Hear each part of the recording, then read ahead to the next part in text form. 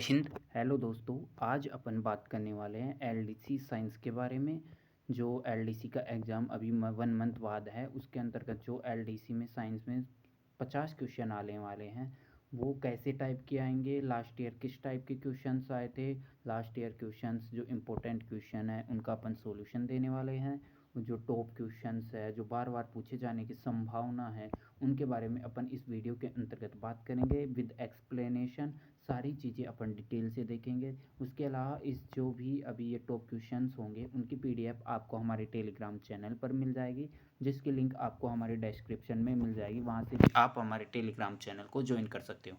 उसके अलावा हम एलडीसी के शॉर्ट नोट्स भी प्रोवाइड करा रहे हैं, जिससे आपकी लास्ट टाइम में अच्छे से तैयारी हो सके। उसके लिए भी आप हमारे टेलीग्राम चैनल को ज्वाइन कर ले, जिसकी लिंक आपको डिस्क्रिप्शन में मिल जाएगी। तो चलिए बिना किसी देरी के क्वेश्चन शुरू करते हैं। आप इसको डेट की स्पीड से भी देख सकते हैं, जिससे आपका टाइम भी थोड़ा बच जाएगा। तो पहला क्वेश्चन है, निम्न में से कौन सा ऊष्मीय गतिकी रूप से सर्वाधिक स्थायी अपर रूप कौन सा है? जो कार्बन का सर्वाधिक स्थायी अपर रूप कौन सा है? ग्रेफाइट है, डायमंड है, फुलरेन है या कार्बन ब्लैक है? इसके अंतर्गत कौन सा ऊष्मा ऊष्मा के रूप में यदि ऊष्मा दी जाए इन अपर रूपों को, तो कौन सा सर्वाधिक स्थायी रहेगा? तो इसके अंतर्गत ग्रेफाइट है, जो कार्बन का ऊष्मा गतिकीय रूप से सर्वाधिक स्थायी अपर रूप के अंतर्गत आएगा। ग्रेफाइट है ना, परतदार संरचना होती है, और ग्रेफाइट में एक इलेक्ट्रॉन है ना स्वतंत्र अवस्था में पाया जाता है, जिसके कारण ये इसके विद्युत का सुचालक के रूप में कार्य करता है। और ये यहाँ पर है डायमंड। आप इनकी संरचना आप देख सकते हो, पीडीएफ आपको मिल ही जाएगी टेलीग्राम पर। जो सबसे कठोर होता है प्राकृतिक रूप से, और इनकी स्थिरता कम होती है अत्यधिक कठोर होने के बाद। फुलरेन ये फुटबॉल के आकार का होता है, ये फुलरेन हो गया। और यहाँ पर ये आपका कार्बन ब्लैक हो गया। ये सभी संरचनाएं आपको दी गई है। चलिए नेक्स्ट क्वेश्चन की तरफ चलते हैं। सौर मंडल के बाहर भेजा गया प्रथम अंतरिक्ष यान कौन सा था? सौर मंडल के बाहर जो पहला अंतरिक्ष यान कौन सा भेजा गया था? Chandrayaan second, Mangalyaan, Pioneer first या पायनियर 10? तो इसका आंसर होगा पायनियर 10। जो सौर मंडल के बाहर भेजा गया पहला को क्या था? अंतरिक्ष यान था, जिसको प्लूटो के जो है ना सौर मंडल कहाँ तक है, लास्ट प्लूटो तक माना गया था उस टाइम। तो प्लूटो से बाहर भेजा गया था, प्लूटो की वो भी पार कराकर भेज दिया गया था। इसको भेजा था नासा ने पायनियर 10 को भेजा था, जो सौर मंडल को पार करके गया था, जो भेजा था 2 मार्च 1972 को भेजा था। चलिए इसका आंसर भी खत्म। तीसरे क्वेश्चन की तरफ चलते हैं अपने। सेंट्रल डोगमा से सेंट्रल डोगमा ब्लैंक स्पेस आनुवंशिक जानकारी के हस्तांतरण से संबंधित है। सबसे पहले अपन को जानना है सेंट्रल डोगमा थ्योरी किसने दी थी? ये फ्रांसीसी क्रिक ने दी थी। सेंट्रल डोगमा थ्योरी फ्रांसीसी क्रिक ने दी थी। और अब ये किससे किसकी तरफ जाता है? सेंट्रल डोगमा में क्या होता है, पहले डीएनए से आरएनए बनता है, फिर आरएनए से प्रोटीन का निर्माण होता है, जैसा आप देख सकते हो नीचे। तो इसमें आंसर आएगा ए, डीएनए से आरएनए की तरफ। जो सेंट्रल डोगमा जीवों में आनुवंशिक रूप से दर्शाता है। देखो डीएनए से आरएनए बनेगा, तो उस क्रिया को बोलते हैं अपन ट्रांसक्रिप्शन बोलेंगे। और आरएनए से प्रोटीन बनेगा, उसको ट्रांसलेशन बोलेंगे। अब इसको कैसे याद रखेंगे? पहले डीएनए से आरएनए बनता है, ये सभी को पता है, फिर आरएनए से प्रोटीन का निर्माण होता है। यदि डीएनए से आरएनए बनेगा तो ट्रांसक्रिप्शन क्रिप्शन सी आएगा, तो सी पहले आता है। ट्रांसक्रिप्शन में सी आता है और सेम है लगभग सा। ऐसे ही आरएनए से प्रोटीन बनता है, उसमें एल आता है, तो एल बाद में आता है, इसलिए एल वाला ट्रांसलेशन वाला आरएनए से प्रोटीन का निर्माण करेगा। तो इसका आंसर हो जाएगा सेंट्रल डोगमा थ्योरी, जो फ्रांसीसी क्रिक ने दी थी, डीएनए से आरएनए के निर्माण से संबंधित होगी। नेक्स्ट क्वेश्चन की तरफ अपन चलते हैं कि यदि पिता है ना आर एच पॉजिटिव हो और माता आर एच नेगेटिव हो, तो माता का अगर पहला प्रसव होता है तो क्या दिया जाना चाहिए? उसके बाद पहला प्रसव होने के बाद क्या दिया जाना चाहिए? आर एच एंटीजन दिया जाना चाहिए, रोगम प्रतिरक्षी दी जानी चाहिए, प्रोटीएज दी जानी चाहिए, या ये सारे के सारे ही सही आंसर है, ये दिए जाने चाहिए। यदि पिता है ना आर एच पॉजिटिव होता है और माता आर एच नेगेटिव होता है, तो ऐसी कंडीशन को बोलते हैं इरिथ्रोब्लास्टोसिस फिटलिस रोग बोलते हैं इसके। जिसमें पहली संतान तो बिल्कुल नॉर्मल हो जाती है, लेकिन दूसरी संतान में क्या होता है, इनका ब्लड आपस में मिल जाता है, जिसलिए माता की जो आर एच नेगेटिव ब्लड है उसके अंदर एक एंटीजन का निर्माण हो जाता है आर एच के खिलाफ, जिससे इससे नेक्स्ट संतान होगी उसकी पहले ही मृत्यु हो जाएगी प्रसव के दौरान ही। इसलिए इसके खिलाफ रोहगम प्रतिरक्षी दी जानी चाहिए, जिससे दूसरी संतान आसानी से हो सके, जिसके बारे में डिटेल से आप यहाँ पर भी पढ़ सकते हो। सारी डिटेल दी गई है और ये आपको टेलीग्राम चैनल पर मिल जाएगी, लिंक डिस्क्रिप्शन में है। ठीक है, नेक्स्ट क्वेश्चन, गुणसूत्र की संरचना में निम्नलिखित शामिल होते हैं। मतलब गुणसूत्र की संरचना किन से मिलकर बनी होती है? डीएनए और हिस्टोन प्रोटीन से, आरएनए और हिस्टोन प्रोटीन से, डीएनए और आरएनए से, डीएनए आरएनए और हिस्टोन तीनों प्रोसेस से मिलकर बनती है। तो देखिए, गुणसूत्र जो क्रोमोसोम होता है उसकी संरचना डीएनए और हिस्टोन प्रोटीन से मिलकर बनी होती है। गुणसूत्र के अंतर्गत आरएनए नहीं होता है। ठीक है, डीएनए और हिस्टोन प्रोटीन मिलकर ही गुणसूत्र का निर्माण करते हैं। अब ये हिस्टोन प्रोटीन तो होती है पॉजिटिव होती है। ठीक है, हिस्टोन प्रोटीन तो पॉजिटिव होती है और डीएनए पर जो आवेश होता है वो नेगेटिव होता है। ये भी पूछा जा सकता है डीएनए पर कौन सा आवेश होता है। तो इसका आंसर हो जाएगा डीएनए और हिस्टोन प्रोटीन। नेक्स्ट क्वेश्चन की तरफ चलते हैं। हिस्टोन प्रोटीन जो डीएनए पैकेजिंग में शामिल होते हैं उनके पास आवेश होता है। अभी बात की थी कि अपन ने डीएनए के पास तो कौन सा आवेश होता है? ऋणात्मक होता है डीएनए। और जो यहाँ पर पूछ रहा है हिस्टोन प्रोटीन, जो डीएनए पैकेजिंग में हिस्टोन प्रोटीन है डीएनए के चारों तरफ फैली हुई होती है, उसमें कौन सा आवेश की बात कर रहा है? तो यदि यदि डीएनए ऋण आवेशित है तो हिस्टोन प्रोटीन उसके चारों तरफ आकर्षण होगा ऋण आवेश और धन आवेश का, तभी हो पाएगा जब हिस्टोन प्रोटीन धनात्मक होगी। तो हिस्टोन प्रोटीन धनात्मक होती है। अब हिस्टोन प्रोटीन किन किन से मिलकर बनती है? हिस्टोन प्रोटीन एक तो मिलती है लाइसिन और आर्जिनिन, इन दो यौगिकों से मिलकर हिस्टोन प्रोटीन का निर्माण होता है। ये संरचना भी आप यहाँ पे देख सकते हो। नेक्स्ट क्वेश्चन की तरफ चलते हैं अपन। अब आता है नेक्स्ट क्वेश्चन कि निम्न में से किस युक्ति में विद्युत ऊर्जा को यांत्रिक ऊर्जा में परिवर्तित किया जाता है? जो इलेक्ट्रिक एनर्जी है उसको मैकेनिकल एनर्जी में कौन सी युक्ति चेंज करती है उसके बारे में पूछा गया है। बैटरी चेंज करती है, इलेक्ट्रिक जनरेटर चेंज करता है, इलेक्ट्रिक मोटर चेंज करती है, या कंप्यूटर चेंज करता है? तो इसका राइट आंसर होगा इलेक्ट्रिक मोटर विद्युत ऊर्जा को यांत्रिक ऊर्जा में बदलती है। ठीक है, इलेक्ट्रिक मोटर द्वारा विद्युत ऊर्जा को यांत्रिक ऊर्जा में बदला जाता है। अब बैटरी होती है, बैटरी के अंतर्गत पहले रासायनिक रूप से ऊर्जा को क्या किया जाता है? स्टोरेज किया जाता है। फिर उसको अपन घरों में इन्वर्टर होता है, इनको यूज में लिया जाता है, बैटरी के अंदर होते हैं इकट्ठा। फिर उसको बाद में अपन किसके रूप में यूज में लेते हैं? इलेक्ट्रिक एनर्जी के रूप में लेते हैं। अब इलेक्ट्रिक जनरेटर हो गया, ये यांत्रिक ऊर्जा को किस में चेंज करता है? इलेक्ट्रिक जनरेटर यांत्रिक ऊर्जा को विद्युत ऊर्जा में। और जो विद्युत मोटर है, विद्युत मोटर विद्युत ऊर्जा को यांत्रिक ऊर्जा में परिवर्तित करने का काम करती है। नेक्स्ट क्वेश्चन की तरफ अपन चलते हैं। ये क्वेश्चन देखिए, ये क्वेश्चन भी अच्छा है जो लास्ट ईयर पूछे जा रहे हैं। और आप हमारे शॉर्ट नोट्स के लिए टेलीग्राम चैनल को ज्वाइन करना है ना, लिंक डिस्क्रिप्शन में। देखो, पीवीसी पॉलीवाइनिल क्लोराइड बोलते हैं पीवीसी। इसके अंतर्गत इनको मिलान करना है। पीवीसी है ना, जो कैसी है? थर्मोसेटिंग प्लास्टिक है। PVC thermosetting plastic. अब थर्मोसेटिंग प्लास्टिक क्या होते हैं? वह प्लास्टिक होते हैं जिन्हें गर्म करने पर मुलायम हो जाती है और ठंडा करने पर ठोस हो जाती है। और यह प्रक्रम अपन बार बार अपना सकते हैं, गर्म ठंडा, ये मुलायम कठोर होती रहती है। और बेकेलाइट की बात करें तो ये ताप स्थितिक अर्थात थर्मोसेटिंग प्लास्टिक है। अर्थात एक बार इसको प्लास्टिक बना दिया फिर ये बहुत ही ज़्यादा कठोर प्लास्टिक हो जाती है। इसको बाद में गर्म करेंगे तो इस पर कोई प्रभाव नहीं पड़ेगा, ना टूटती है। तो ये बेकेलाइट होता है। और बेकेलाइट का उपयोग अपन किस में करते हैं? जो लाइट वाले बोर्ड आते हैं ना, उनमें बेकेलाइट का उपयोग करते हैं। और अब आता है वल्कनाइज्ड रबर। वल्कनाइज्ड रबर किससे? प्रत्यास्थ बहुलक होता है और नायलॉन 6 फाइबर रेशा होता है। तो फर्स्ट का बी किस में है? बी में है और डी में है। फर्स्ट का बी, तो ये दो ऑप्शन तो कट हो गए।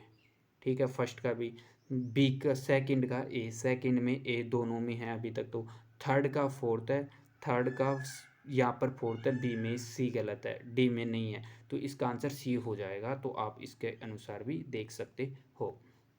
नेक्स्ट क्वेश्चन की बात करें अपन, नायलॉन 6 की एकलक इकाइयाँ। नायलॉन 6 किन से मिलकर बना होता है? यहाँ पर आप देख सकते हो सभी प्रकार के जो ये यहाँ पर फॉर्मूले भी दिए हुए हैं और क्वेश्चन भी दिए हुए हैं।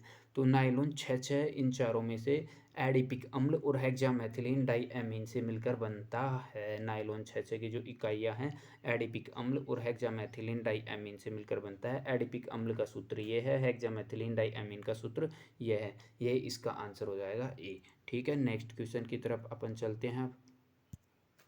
तो नेक्स्ट क्वेश्चन अपना ये है कि निम्नलिखित में से किस सेल से निरंतर व नियत धारा लंबे समय तक प्राप्त नहीं की जा सकती।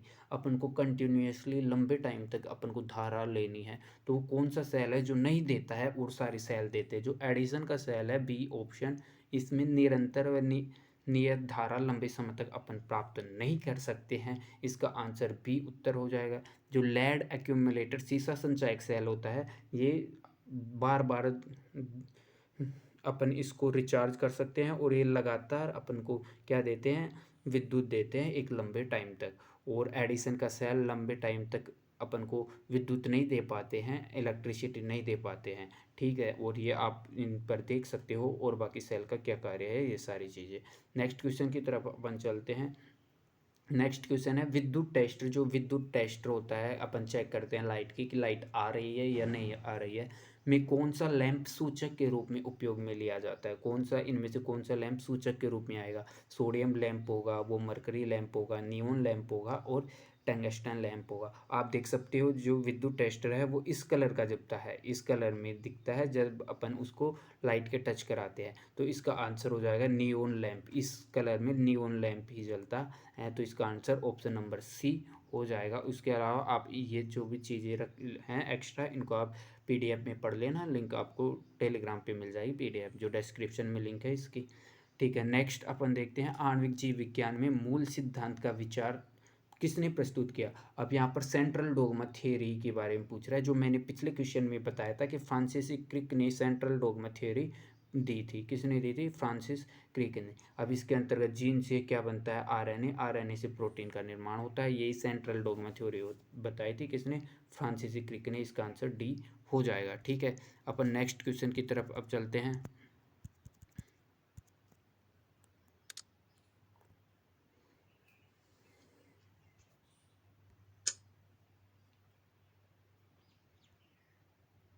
अब नेक्स्ट क्वेश्चन की तरफ अपन चलते हैं। तो अब आता है पिरामिड ऑफ एनर्जी। जो ऊर्जा का पिरामिड होता है वो कौन सी अवस्था में होता है। अपन देख सकते हैं ये घास है, फिर प्राथमिक उपभोक्ता, द्वितीयक उपभोक्ता, फिर तृतीयक उपभोक्ता, ये सारा दिया है। और प्राथमिक उपभोक्ता उत्पादक होते हैं, उनको सनलाइट से सारी चीज़ें प्राप्त होती हैं, ठीक है। तो ऊर्जा पिरामिड में जो एनर्जी होती है वो सदैव खड़ी अवस्था में अर्थात सीधी अवस्था में जाता है। ऊर्जा अचक्रीय रूप में चलता है, चक्रीय रूप में नहीं चलता है, नीचे से ऊपर की ओर जाता है, ना कि ऊपर से नीचे की ओर। इसका आंसर सी ऑप्शन हो जाएगा करेक्ट आंसर। नेक्स्ट क्वेश्चन की तरफ अपन चलते हैं। इसरो की जो वाणिज्यिक शाखा है उसका क्या नाम है, इसके बारे में पूछा है। तो अंतरिक्ष है, लूनार है, स्पेस है या डीआरडीओ है। तो इसरो की जो वाणिज्यिक शाखा है उसका नाम है अंतरिक्ष है, ए ऑप्शन इसका करेक्ट आंसर हो जाएगा। एलडीसी 2018 में आया हुआ क्वेश्चन है, इसलिए मैं ये करवा रहा हूँ, ठीक है। नेक्स्ट क्वेश्चन की तरफ चलते हैं। एक पारितंत्र में लगभग कितनी प्रतिशत ऊर्जा एक पोषक स्तर से दूसरे पोषक स्तर तक प्रवाहित होती है। तो लिंडमान ने है ना 10% का नियम दिया था, जिसे लिंडमान का 10% का नियम भी बोलते हैं। उसके अनुसार एक पारितंत्र से दूसरे पारितंत्र में 10% ऊर्जा जाती है। इसका आंसर ऑप्शन नंबर ए होगा।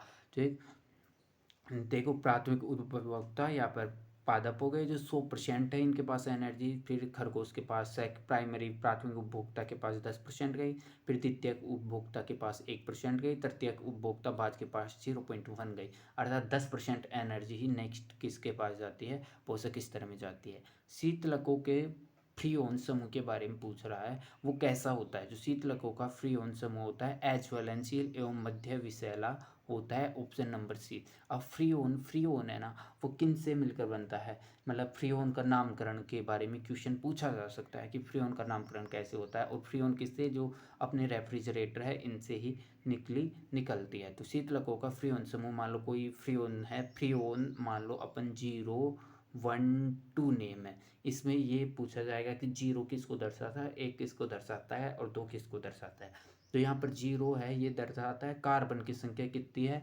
उससे -1 करनी है इसके अंदर, फ्रीऑन के अंदर, ठीक है। दूसरा है 1 दर्शाता है हाइड्रोजन की संख्या कितनी है, +1 करना है। और 2 दर्शाता है फ्लोरीन की संख्या को। इस प्रकार फ्रीऑन का निर्माण होता है। अपन नेक्स्ट क्वेश्चन की तरफ चलते हैं। नेक्स्ट क्वेश्चन की तरफ अपन चलते हैं। नेक्स्ट क्वेश्चन है अपना, घरों में अधिकतम 15 एम्पियर की धारा के विद्युत वितरण में परिपथ में फ्यूज तार बना होता है। जो फ्यूज तार बना होता है, यही तो क्वेश्चन आपको कंफ्यूज करने के लिए दिया है 15 एम्पियर। तो लेकिन जो फ्यूज तार बनता है वो किससे बनता है? देखो फ्यूज तार बनता है पीबी यानी शीशा प्लस एसएन यानी टिन, इन दो चीज़ों से मिलकर बना होता है। जनरली यही पूछा जाता है। लेकिन यहाँ पर पूछा है कि कितने % का उपयोग होता है, तो इसके अंतर्गत शीशा 63% होता है और टिन 37% होता है, इसलिए correct answer option number C हो जाएगा। नेक्स्ट क्वेश्चन की तरफ अपन चलते हैं। अब देखो यहाँ पर शॉर्ट नोट्स आपको देखने को मिल जाएंगे हमारे, तो जो आप हमारे टेलीग्राम चैनल को ज्वाइन कर सकते हो शॉर्ट नोट्स के लिए। तो चलो इन शॉर्ट नोट्स को भी पढ़ लेते हैं, जो हैंड रिटन राइटिंग में मिलेंगे। लिंक आपको डिस्क्रिप्शन में मिल जाएगी टेलीग्राम की। इकोलॉजी वर्ड दिया था, E.H. हैकल ने इकोलॉजी वर्ड दिया था।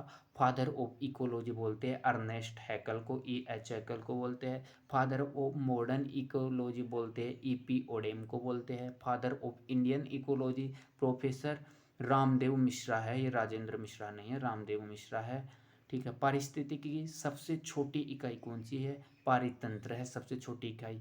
पारितंत्र शब्द किसने दिया था? एजी टेंसले ने दिया था। सबसे स्थायी जो पारितंत्र है वह कौन सा है? महासागरीय पारितंत्र सबसे स्थायी पारितंत्र है। जलीय पारितंत्र में उत्पादक पादप पलवक फाइटोप्लैंकेट है। जलीय पारितंत्र में जो उत्पादक का कार्य करते हैं वो पादप पलवक है, फाइटोप्लैंकेट है। हरे पादप सौर ऊर्जा को रासायनिक ऊर्जा में बदलते हैं। ये अपना ये शॉर्ट नोट्स हो गया जो आपको मिल जाएंगे ऐसे कैसे। ठीक है। नेक्स्ट क्वेश्चन की तरफ अपन चलते हैं। 10 एम्पियर की धारा के द्वारा 1 घंटे में स्थानांतरित आवेश की मात्रा है। देखो आवेश की मात्रा ज्ञात करनी है, तो इसके लिए फॉर्मूला होता है Q बराबर IT। Q बराबर IT फॉर्मूला होता है। अब इस फॉर्मूला के अंतर्गत अपन रखते हैं मान किसका? इस आवेश की मात्रा का, कि कितनी आवेश है और क्या है। तो देखो I का बराबर यहाँ पर 10 रख देंगे, I बराबर, और T बराबर कितना रखेंगे? I बराबर 10 और T बराबर रखेंगे। अब T हमेशा सेकंड में होता है ना कि घंटे में, तो यहाँ पर घंटा दिया हुआ है, तो इसको 10 गुणा 60 ये मिनट में होगा, फिर से 60 से गुना करेंगे इसको, तो ये सेकंड में आ गया, तो 36,000 सेकंड आ गए, जिसको 3.6 गुणा 10 की पावर 4 लिख सकते हैं। आप फॉर्मूले का यूज कर लेना Q बराबर IT, इस फॉर्मूले से ये क्वेश्चन सोल्व हो जाएगा। चलिए अपन नेक्स्ट क्वेश्चन की तरफ चलते हैं। नेक्स्ट क्वेश्चन आपका ये रहा है स्क्रीन पर। ये नेत्र लेंस पर एक अपारदर्शी झिल्ली का निर्माण हो जाता है। नेत्र लेंस पर एक अपारदर्शी झिल्ली का निर्माण होता है जो दर्शन को प्रतिकूल रूप से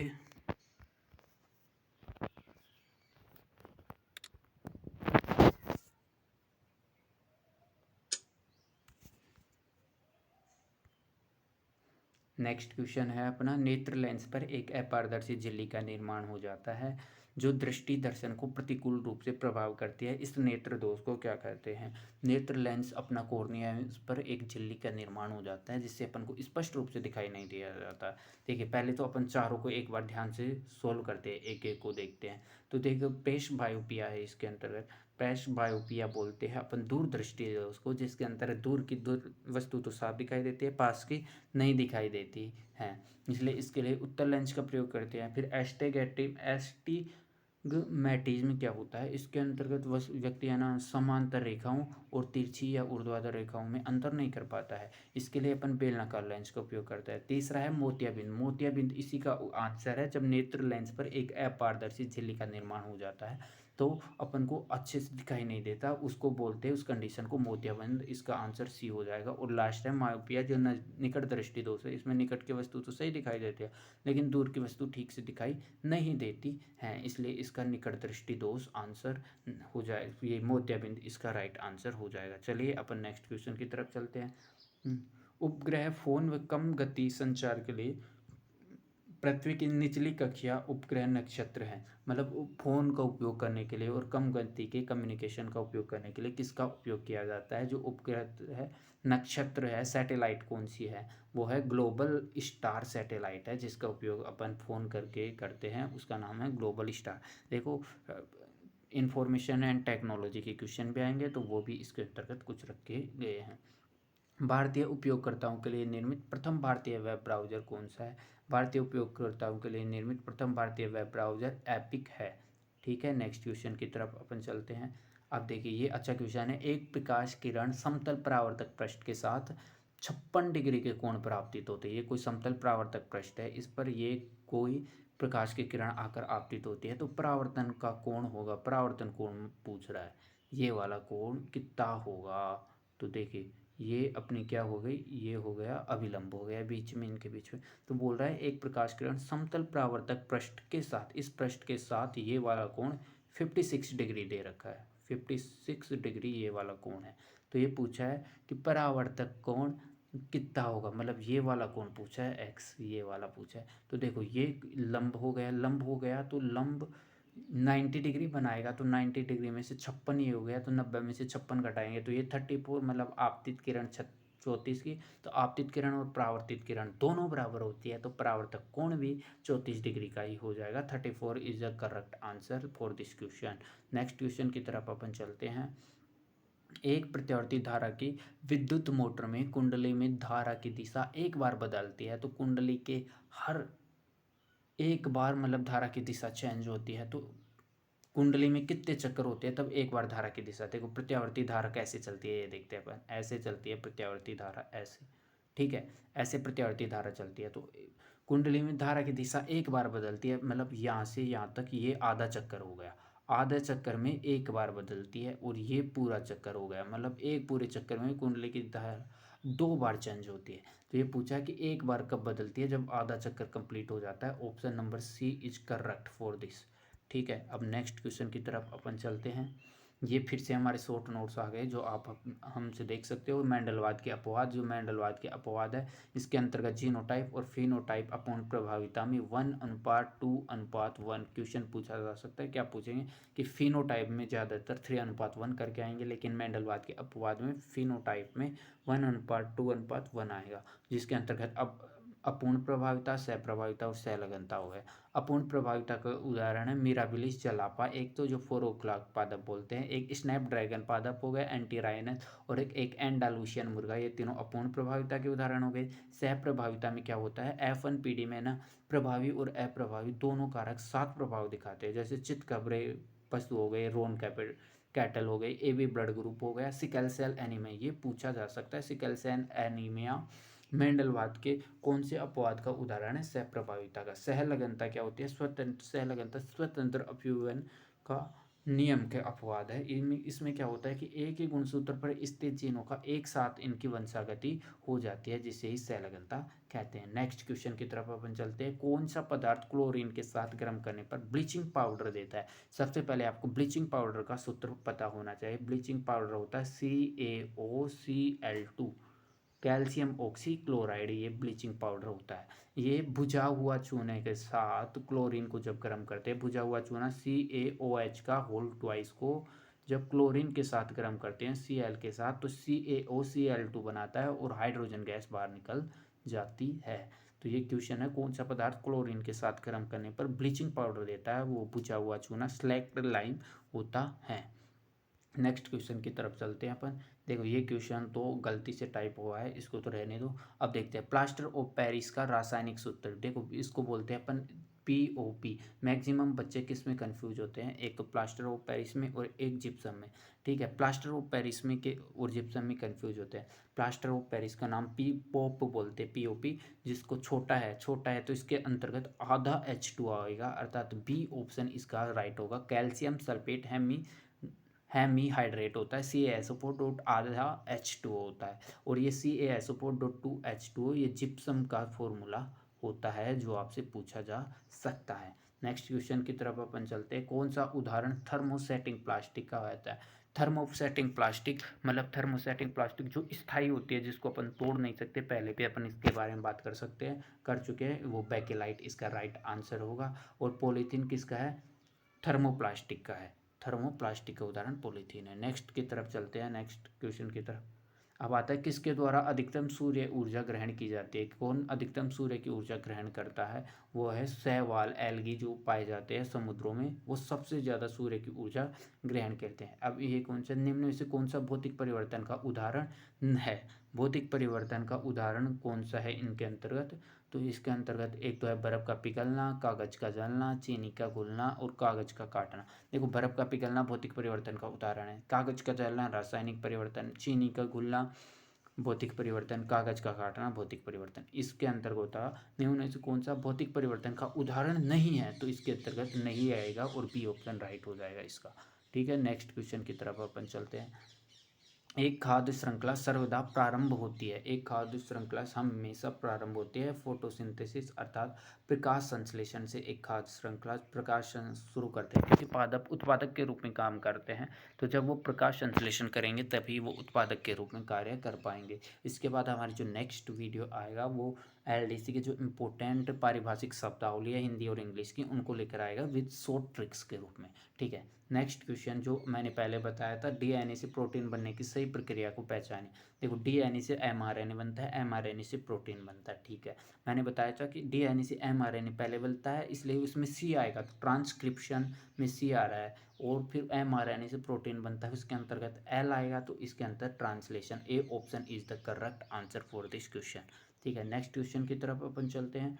निम्नलिखित में से कौन सी धातु को आसानी से काटी जा सकती है? देखो, आसानी से चाकू से काट सकते हैं, एक तो सोडियम है और एक पोटेशियम। सबको याद रखता है पर रहता है, पर ये लास्ट ईयर क्वेश्चन पूछा गया 2024 में कि इन सोडियम भी नहीं था, पोटेशियम भी नहीं था, उसके अंतर्गत आएगा लिथियम है, जिसको आसानी से चाकू से काट सकते हैं। सोडियम, पोटेशियम और लिथियम, इन तीनों को ही आसानी से चाकू से काट सकते हैं।